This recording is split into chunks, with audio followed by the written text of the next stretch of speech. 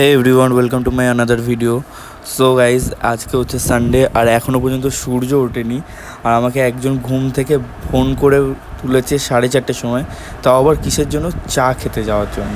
তো একটুখানি পরেই তোমরা দেখতে হবে। সানডে, আজকে হচ্ছে সানডে।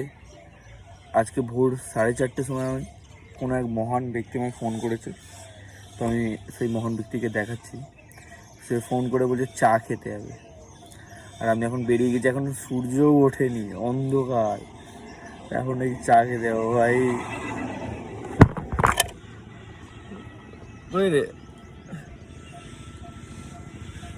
তো এখন আমরা রায়ানকেও তুলে নিয়েছি। আমরা একা কেন ঘুমতে করবো, ওকেও তুলে নিয়ে এখন আমরা যাচ্ছি ত্রিবেণীতে চা খেতে।